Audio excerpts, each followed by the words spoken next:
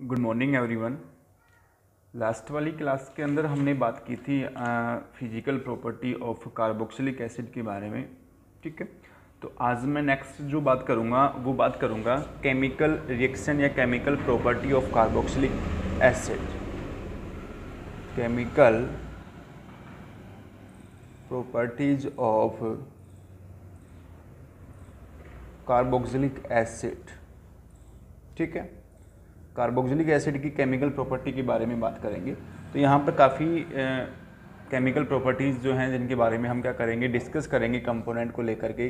ठीक है, अब यहाँ पर इसमें जो फर्स्ट जो टाइप पढ़ेंगे इसकी केमिकल प्रॉपर्टी में, वो प्रॉपर्टी क्या है हमारे पास में, वो है reaction involving of cleavage of OH bond. मतलब हम यहाँ पर वो केमिकल प्रॉपर्टी या ये वो केमिकल रिएक्शन पढ़ेंगे जिनके अंदर क्लीवेज क्या होगा, O और H के बीच का जो बॉन्ड है वो क्या होगा, क्लीवेज होगा। उन रिएक्शन की बात करेंगे और उसके अंदर जो फर्स्ट जो टर्म है, इम्पोर्टेंट टर्म, वो है इसकी केमिकल प्रॉपर्टी का, वो है एसिडिटी। मतलब हम यहाँ पर कंफर्म करेंगे कि कार्बोक्सिलिक कंपाउंड जो होते हैं वो एसिडिक होते हैं। कार्बोक्सिलिक कंपाउंड जो होते हैं वो कैसे होते हैं, एसिडिक होते हैं। ठीक है, और कैसे उनकी एसिडिटी का हम आइडेंटिफिकेशन है, कैसे हम उनका पता लगाएंगे कि कार्बोक्सिलिक कंपाउंड एसिडिक है या नहीं है। ठीक है, तो उसके करने के लिए हमारे पास में कुछ रिएक्शन है, कुछ टर्म है जिनका हम यूज करेंगे, जिसमें हमारे पास में पहला जो सिंपल टर्म है वो है रिएक्शन विद मेटल्स एंड एल्किलाइज। ठीक है, मेटल एंड एल्किलाइज के बारे में बात करते हैं। तो इसके अंदर देखना आप पहला कि जब एसिडिक कंपाउंड किसी मेटल के साथ में, ठीक है, या एल्किलाइन मीडियम के साथ में रिएक्शन करता है तो क्या तो हाइड्रोजन गैस से जो है वो H2 है वो बाहर निकलता है, या वो H2 के रूप में क्या होता है, कंपोनेंट रिलीज होता है।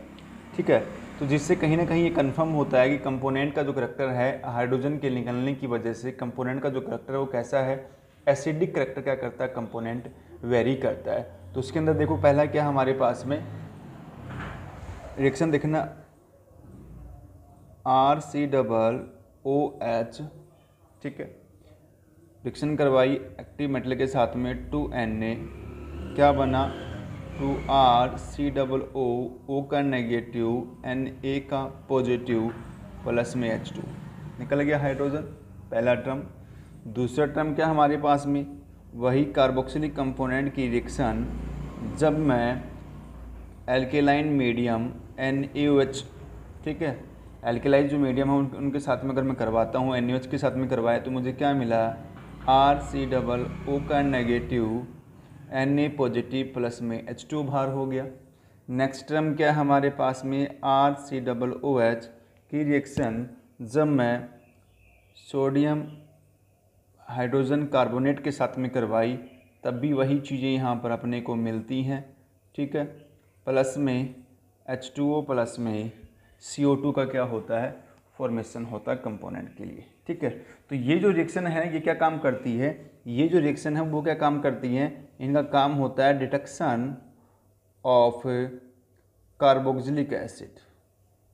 कार्बोक्सिलिक एसिड प्रेजेंस है या नहीं है, या उनका करैक्टर एसिडिक है कि नहीं है, उसका कंफर्मेशन करने के लिए हम इस टाइप की रिएक्शन के बारे में बात करते हैं, जिसमें हाइड्रोजन के निकलने से ये भी कंफर्म होता है कि कहीं ना कहीं इन कंपोनेंट के अंदर एसिडिक करैक्टर वेरी करता है, और साथ में ये भी कंफर्म होता है कि यहाँ पर जो ये ग्रुप है वो कैसा ग्रुप है। माना कि हमने जब एक्सपेरिमेंट किया तो वो ग्रुप अननोन था, पर अननोन के साथ में जब मैं इस टाइप की रिएक्शन करवाऊंगा तो अगर वहाँ पर हाइड्रोजन का या कार्बन डाइऑक्साइड का अगर रिलीज अगर होता है तो इससे कंफर्म होगा कि यहाँ पर अपने को क्या मिला है या कौन सा ग्रुप प्रेजेंस है। यहाँ जो ग्रुप प्रेजेंस है वो है कार्बोक्सिलिक वाला।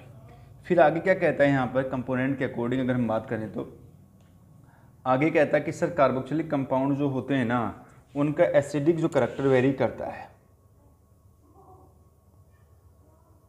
जो करैक्टर होता है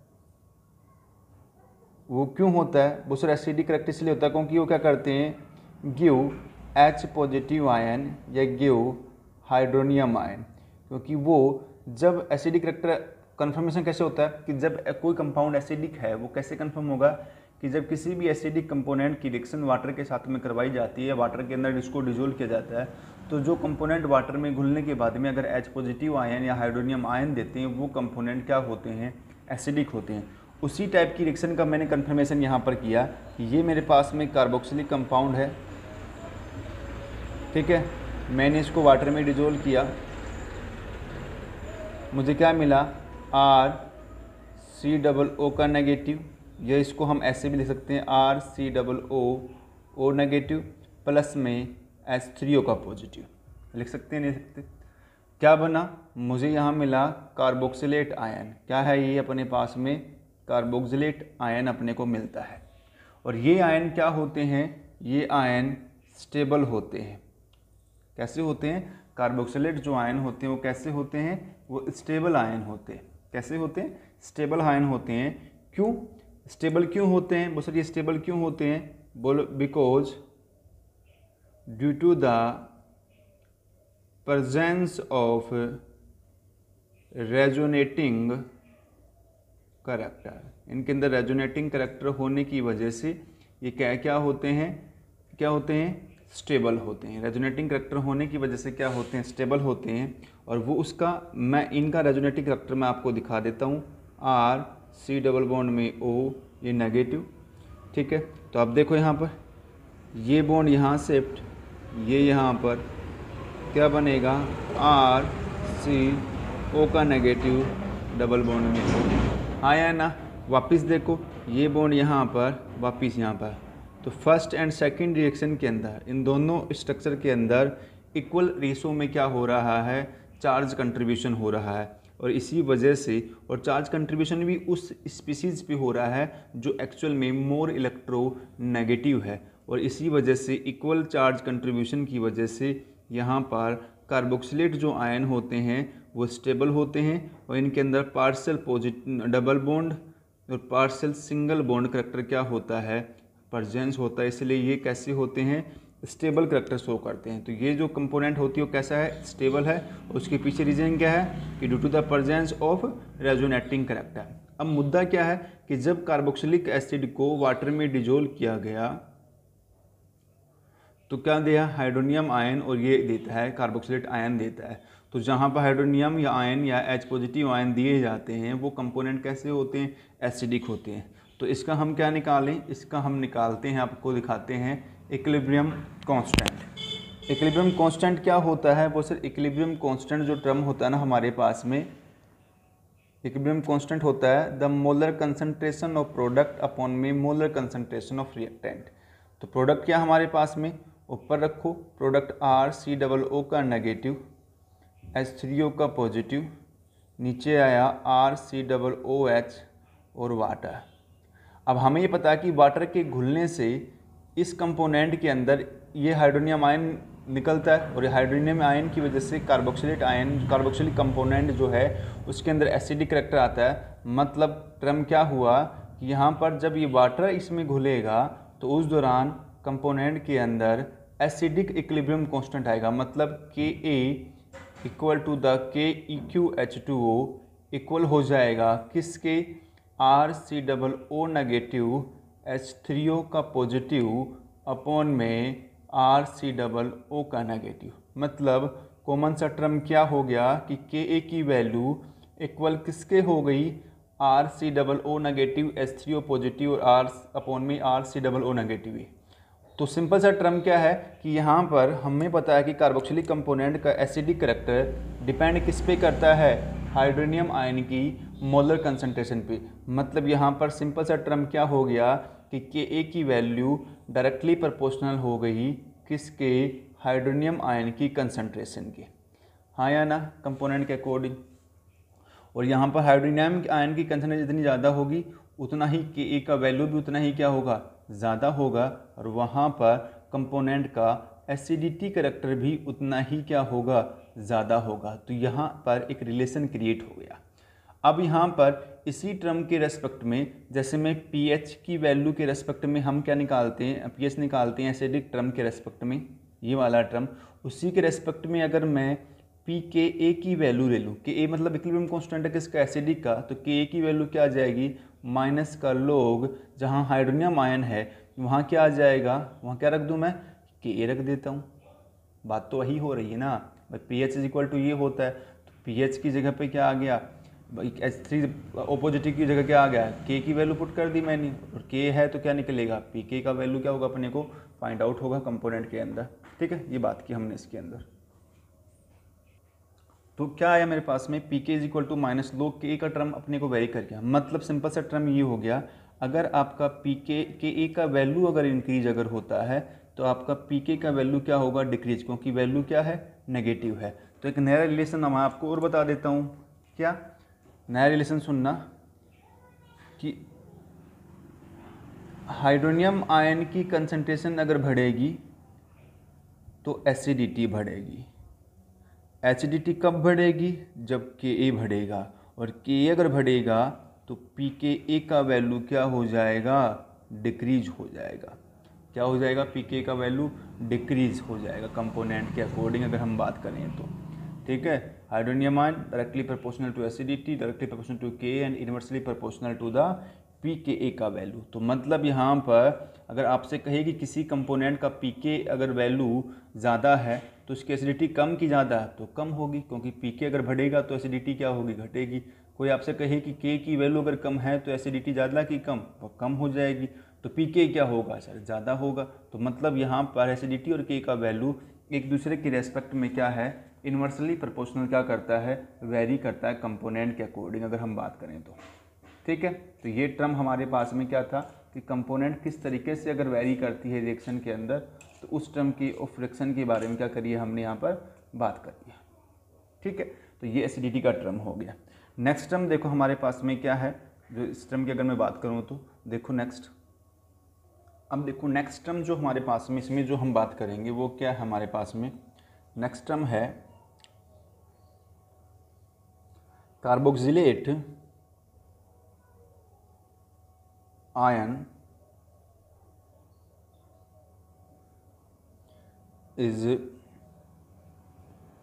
मोर स्टेबल। एक क्वेश्चन की तरह ही दिया गया है कि carboxylate ion more stable then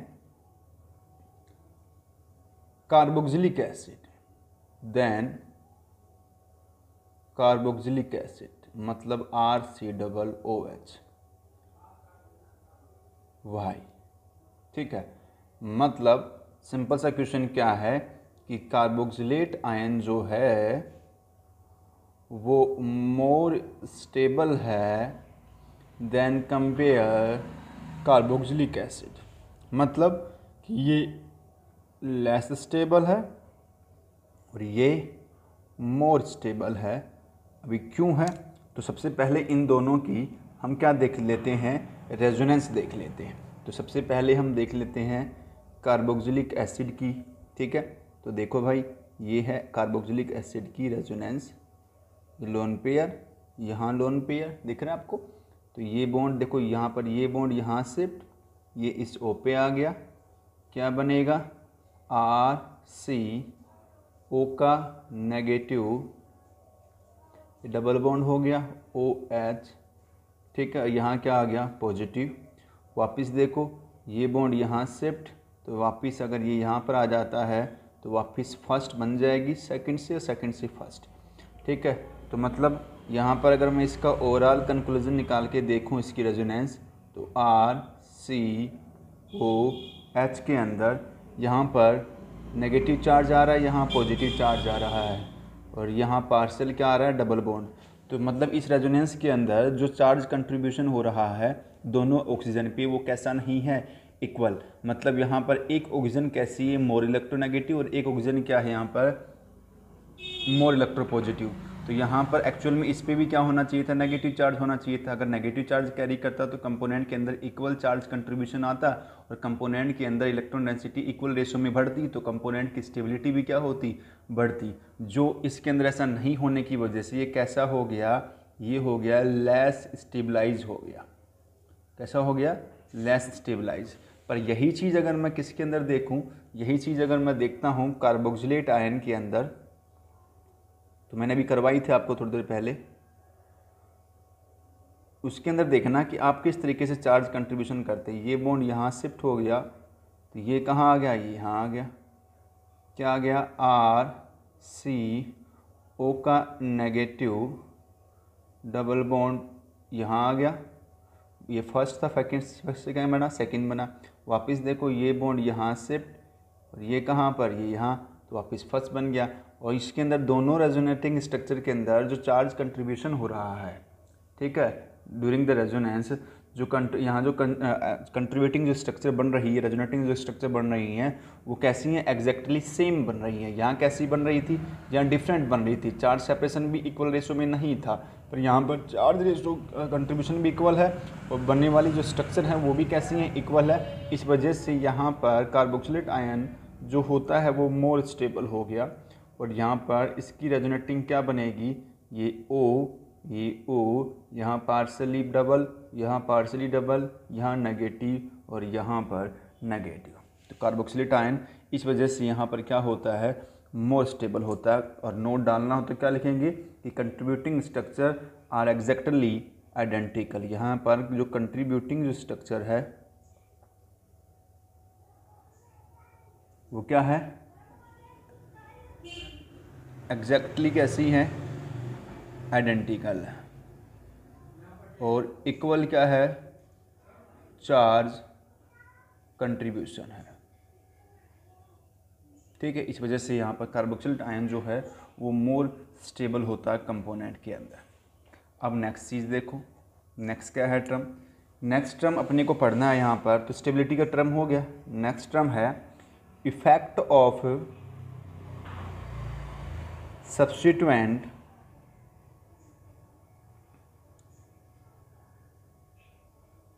on the acidity of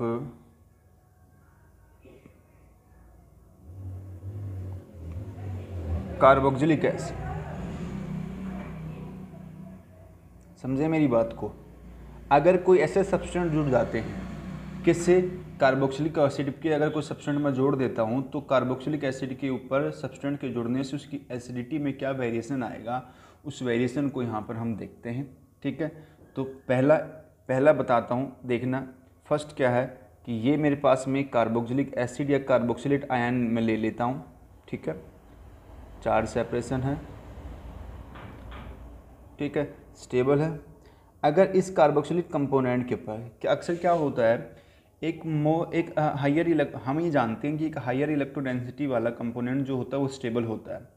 पर अगर किसी कंपोनेंट की अगर स्टेबिलिटी, अगर इलेक्ट्रॉन डेंसिटी अगर लिमिट से अगर ज़्यादा हो जाती है ना, या चार्ज उसका और मोर इंटेंसिफाई हो जाता है, तो उस दौरान कंपोनेंट के अंदर क्या होता है, स्टेबिलिटी का करैक्टर जो है चार्ज इंटेंसिफाई होने की वजह से क्या होता है, घटना शुरू कर देता है। और ये आप अच्छे से जानते हो कि एक न्यूट्रल जो स्ट्रक्चर होती है वो कैटायनिक और एनायनिक जो स्ट्रक्चर बनती है उनके कंपेयर में मोर स्टेबल होती है। मतलब यहाँ पर जो स्ट्रक्चर जितना जल्दी न्यूट्रल होने की कोशिश करेगी उसका स्टेबिलिटी करैक्टर उतना ही क्या होगा, ज़्यादा होगा कंपोनेंट के अंदर। जिसकी डेंसिटी जितनी लिमिट से अगर ज़्यादा बढ़ गई तो भी अनस्टेबल हो गया, तो अनस्टेबल होगा तो अपने आप को स्टेबलाइज करने की क्या करेगा, H पॉजिटिव आयन गेन करेगा। तो यहाँ पर क्या कह रहा है कि जब मैं कार्बोक्सिलेट आयन के साथ में क्या जोड़ता हूँ, इलेक्ट्रॉन विड्रॉइंग ग्रुप अगर जोड़ता हूँ, इलेक्ट्रॉन विड्रॉइंग ग्रुप अगर मैं जोड़ता हूँ तो उस दौरान क्या वेरिएशन यहाँ पर आता है कि सर यहाँ पर इलेक्ट्रॉन विड्रॉइंग ग्रुप के जुड़ने से ये जो कार्बोक्सिलेट आयन है, अगर मैं इसको अटैच करता हूँ और इसकी वजह से इलेक्ट्रॉन विड्रॉइंग ग्रुप के अटैच होने से क्या होता है, कार्बोक्सिलेट जो आयन है वो क्या हो जाता है, वो स्टेबलाइज हो जाता है, स्टेबलाइज द कार्बोक्सिलेट आयन, ठीक है। और साथ के साथ क्या होता है, और एंड इंक्रीज या स्ट्रोंगेस्ट हो जाता है क्या, एसिडिटी का करैक्टर, ठीक है। क्योंकि कंपोनेंट के अंदर ऐसा क्यों होता है, रीज़न क्या है, but due to the dispersion the negative charge, dispersion the negative charge of the COO negative ion and stabilize. मतलब कहना ये चाह रहा है कि यहाँ पर अगर किसी भी, ये हायर इलेक्ट्रॉन डेंसिटी वाले हैं, ठीक है, इन पे ऑलरेडी नेगेटिव चार्ज कैरी कर रहा है, कंपोनेंट ऑलरेडी क्या है, स्टेबल है, ठीक है। तो यहाँ पर कह रहा है कि कंपोनेंट की अगर डेंसिटी देखो, अब अगर इन पे जितनी लंबे टाइम तक, तो यहाँ पर देखो जितना अगर इन पे नेगेटिव करैक्टर होगा तो इन कंपोनेंट के अंदर H पॉजिटिव लेने की टेंडेंसी होगी। जितना नेगेटिव करैक्टर यहाँ पर होगा या इन पे नेगेटिव करैक्टर प्रेजेंस अगर होगा तो ये H पॉजिटिव आयन गेन कर सकते हैं। और ब्रोंस्टन लोरी का कहना क्या था, या उसने अपने कॉन्सेप्ट में कहा था कि जो H पॉजिटिव लेते हैं वो एसिड नहीं क्या बन जाते हैं, बेस बन जाते हैं। तो क्या होता है, अगर मैं इस नेगेटिव चार्ज को अगर मैं घटा दूँ, अगर ये नेगेटिव चार्ज घटेगा तो इसके H पॉजिटिव एक्सेप्ट करने की टेंडेंसी भी घट जाएगी, और अगर ये H पॉजिटिव एक्सेप्ट नहीं करेगा तो कंपोनेंट बेस कम और एसिडिक करैक्टर क्या करेगा, ज़्यादा शो करेगा। और ऐसा कब होगा, जब यहाँ पर इसके साथ में कोई इलेक्ट्रॉन विड्रॉइंग ग्रुप, मतलब ऐसा ग्रुप जोड़ूँ जिसकी डेंसिटी ऑलरेडी क्या है, कम, तो वो अपनी डेंसिटी को कंप्लीट करने के लिए इस ग्रुप से क्या करेगा, इलेक्ट्रॉन डेंसिटी क्या करेगा, गेन करेगा, और इस वजह से इसकी डेंसिटी क्या होगी, घटेगी। और डेंसिटी अगर घटेगी तो ये कंपोनेंट के H पॉजिटिव के एक्सेप्ट करने का टेंडेंसी भी क्या हो जाएगा, घट जाएगा। इस वजह से इस कंपोनेंट का एसिडिक करैक्टर क्या होगा, बढ़ेगा। समझ गए मेरी बात को, मतलब इसका नेगेटिव चार्ज जो है वो क्या हो जाएगा, डिस्पर्स होगा, कम होगा, तो ये H पॉजिटिव के एक्सेप्ट करने का टेंडेंसी भी क्या होगा, घटेगा। वही चीज़ अगर मैं दूसरी कंडीशन में देखता हूँ, दूसरे कॉन्सेप्ट में अगर मैं देखता हूँ, वही कंडीशन अगर मैं लगा के देखूँ तो आपको देखो, ठीक है। सेकंड कंडीशन क्या हमारे पास में कंपोनेंट की अगर मैं बात करूँ तो सेकंड कंडीशन है कि अगर मैं इस कार्बोक्सिलेट आयन के साथ में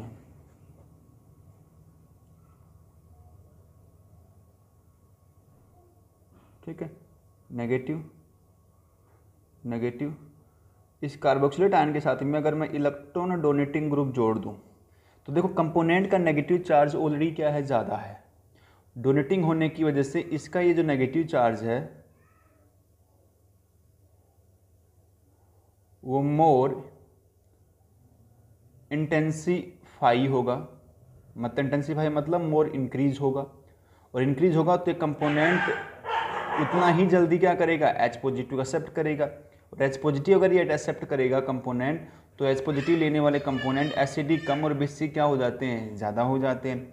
तो मतलब अगर डोनेटिंग ग्रुप अगर जुड़ेगा तो इसका चार्ज इंटेंसीफाई होने की वजह से ये कंपोनेंट इंक्रीज इंटेंसीफाई होने की वजह से ये कार्बोक्सिलेट आयन जो होगा वो क्या हो जाएगा, लेस स्टेबलाइज हो जाएगा। और लेस स्टेबलाइज होगा तो ये कंपोनेंट अपने आप को स्टेबलाइज करने के लिए क्या करेगा, H पॉजिटिव आयन गेन करेगा। इसलिए ये कंपोनेंट वीक एसिड की करेक्टर क्या करेंगे, काम करेंगे। मतलब इनका जो एसिडिक करेक्टर जो है वो कैसा होगा, वीक होगा या डिक्रीज हो जाएगा अगर इनके ऊपर क्या जुड़ा हुआ है, अगर इलेक्ट्रॉन डोनेटिंग ग्रुप अगर क्या है जुड़ा हुआ है तो कंपोनेंट क्या होगा, वीक एसिडिक करेक्टर शो करेगा। तो मतलब कॉमन से टर्म यहाँ आया था कि यहाँ पर इलेक्ट्रॉन डोनेटिंग ग्रुप के जुड़ने से, इसके एडिशन करने से इसका डेंसिटी करेक्टर चार्ज जो है, नेगेटिव जो चार्ज करेक्टर है वो इंटेंसीफाई या इंक्रीज होता है, जिस वजह से कंपोनेंट लेस स्टेबलाइज या डिस्टेबलाइज हो जाता है।